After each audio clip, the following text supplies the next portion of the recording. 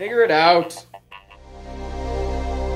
Hello, this is Adam Koralik with Figure It Out Productions. The following video is part of our Quick Shoot series. Hey everybody, it's Adam here. I just want to do an intro here regarding my Steambox video you're about to watch. This footage you're about to see was not shot as its own video. It was actually deleted footage from my recent video on why I think the 8th generation of game consoles is the last generation. I simply cut it because it just took up too much time and it wasn't relevant enough to the point.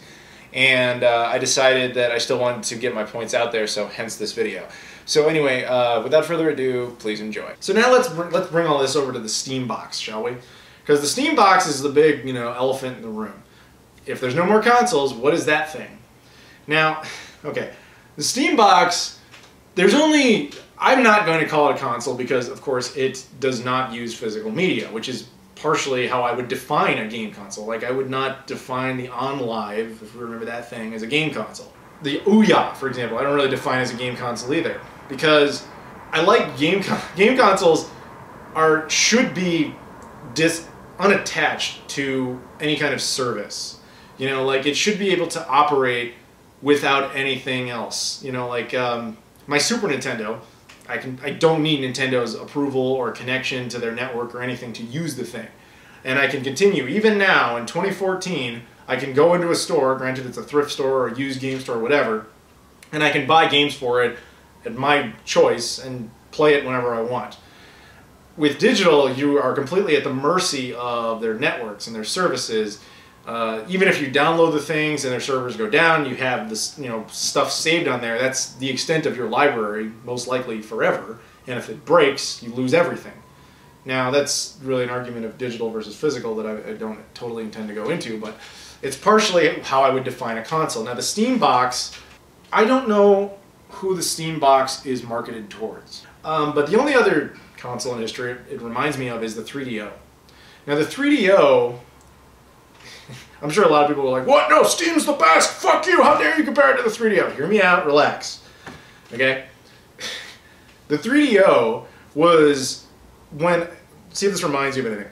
A company owns the rights to a service or a product, and rather than build that product themselves, they simply license out the rights to it to other hardware manufacturers and let them build competing versions.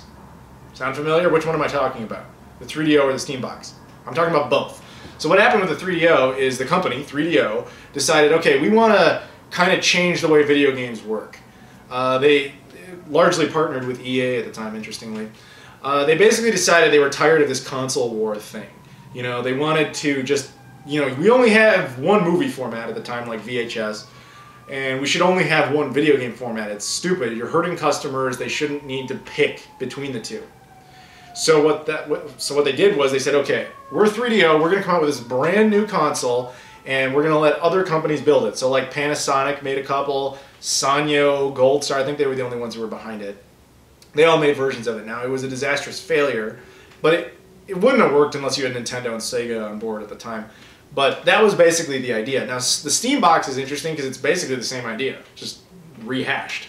Valve is not going to make the thing. They're going to say, okay, they let 13 fucking companies build this thing.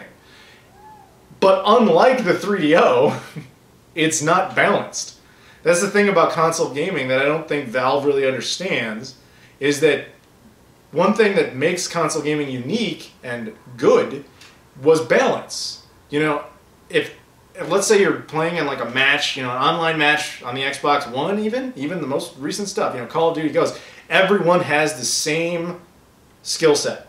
Nobody can hack it, really. Nobody can cheat. It's just balanced. That's always been a thing. Like, if I buy, even back in the day, if I bought a Sega Saturn when I was a kid, which I didn't, but if I had, I would have known that the Sega Saturn will still play Sega Saturn games, in 5 years, however long it lasts, or that would have been the mentality at the time, and they'll still work. If I buy this launch version, no matter how many advancements they make in the console, it will still work.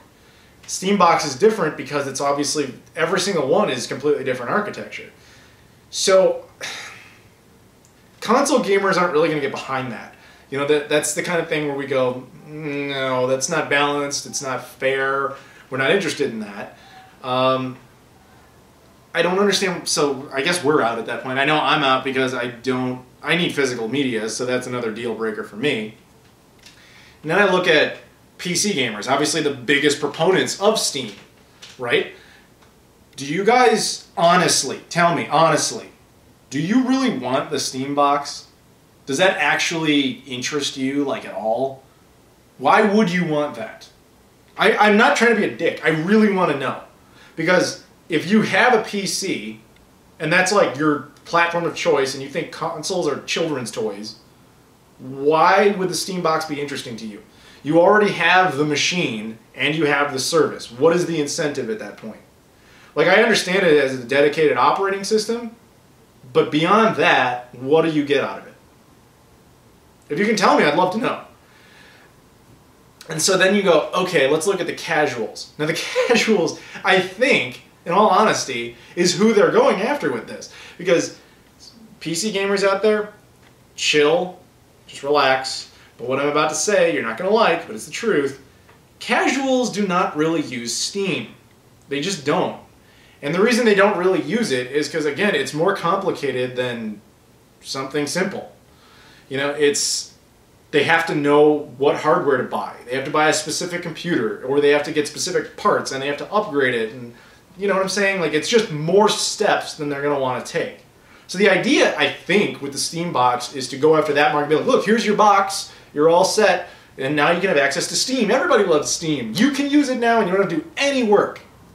Problem with that, though, is they didn't decide on just one. I know I just held up 2 fingers, but you see, they didn't pick just one. 13? You're going to confuse the fucking crap out of that market. You know, the thing is, some of those, I don't remember all the prices, but I remember there's some that I think are down to like the 200 range. There's one that's up at the $6,000 range. Who the fuck is going to buy that? I don't know. I just can't see the Steambox being successful because every single market that it could potentially go after probably isn't going to want it. You know, console gamers, we have our reasons to not be interested in the Steambox. If we were interested, we would already have PCs. Which brings us to the PC gamers, who already have PCs, of course, and they have no reason to buy that. And the casuals, it's like they just don't understand that casuals are casual because they're not interested. They want the simplest thing.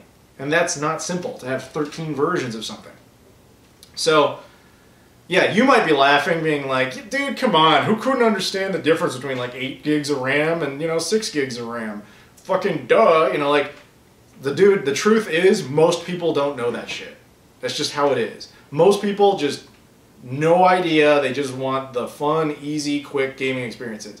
Do you think, you know, your sister who just has an iPhone and loves it and says, it's the best phone, really knows what's inside of it and how it works?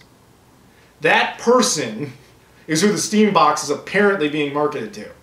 And that's weird, because they're never going to get behind that shit. I am a great magician. Your shirt is white. I hope some of you are Kung Pao fans. Anyway, I just want to say thank you guys for watching, and I'll see you all later.